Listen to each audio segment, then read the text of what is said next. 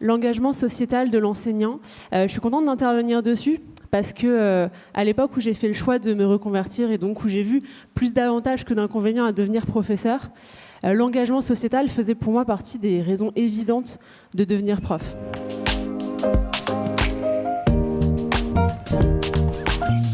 Pour moi, l'engagement sociétal, c'est un peu ce qui a sauvé mon métier parce qu'on est recruté sur l'expertise d'une matière qu'on aime.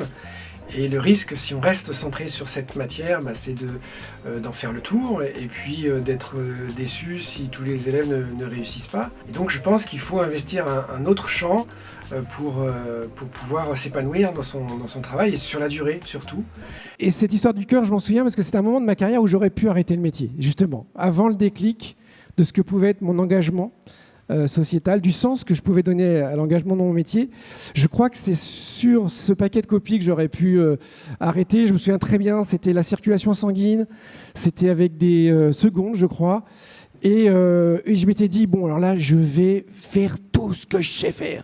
Je m'en fous, je vais passer un temps déraisonnable là-dessus. Je vais faire des TP, on va disséquer le cœur, on va faire des simulations sur ordinateur, je vais faire des exercices. J'ai fait tout ce que je pouvais faire au mieux. Je corrige les copies et je vois des débits cardiaques à 4850 litres par seconde. Mais en vrai, j'ai pleuré. Mais vraiment, je me suis dit, j'ai servi à rien. C'est d'une violence, mais terrible. Donc si on reste centré sur sa matière, ça arrive à tout le monde. On va s'évaluer à l'aune du paquet de copies et on va dire j'ai pas été bon ou j'ai servi à rien.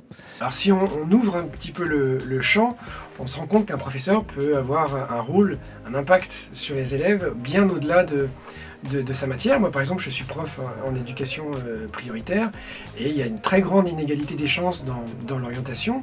On va retrouver les enfants de milieux populaires en SECPA, en filière professionnelle, en filière technologique. Quand ils sont dans le supérieur, c'est en BTS, alors qu'ils ont les mêmes capacités que les autres. Donc je me suis dit que finalement, mon engagement sociétal était une responsabilité sociale qui était d'accompagner mes élèves dans leur parcours d'orientation. Et dans l'égalité des chances, j'y inclus l'égalité filles-garçons, parce qu'il y a un petit peu les mêmes ressorts d'autocensure qui font que les orientations des filles et des garçons sont pas les mêmes.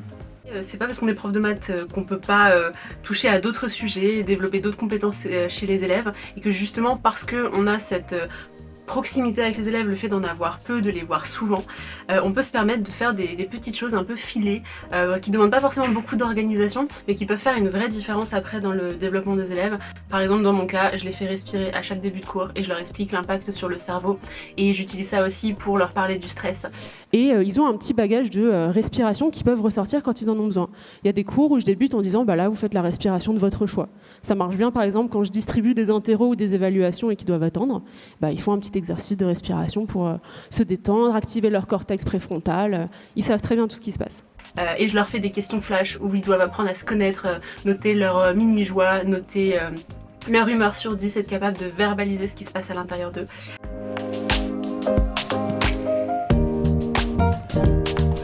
S'ils sont attachés à leur matière, d'être très carrés sur la matière, de façon à pouvoir se permettre, parce qu'ils sont carrés, de faire un peu d'autres choses et que personne ne vienne leur reprocher. En fait, il y a plein de façons de s'engager quand on est professeur. Ça dépend du public que l'on a devant soi, et donc ça sous-entend qu'il faut connaître les particularités de son public. Il faut le faire en fonction de sa sensibilité personnelle, et puis aussi en fonction de son expertise. On ne peut pas être spécialiste de tout, et la bonne volonté ne suffit pas. Il faut savoir ce que l'on fait pour éviter des maladresses.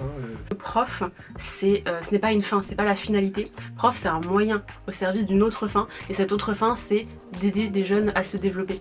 Et pour ça, il y a plein de moyens possibles. Par contre, il faut aussi penser à se ménager. On peut ne pas tout faire tout de suite.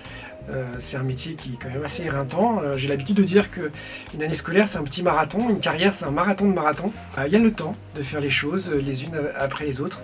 On ne peut pas tout faire. L'école ne peut pas tout, mais un professeur ne peut pas investir tous les champs d'engagement.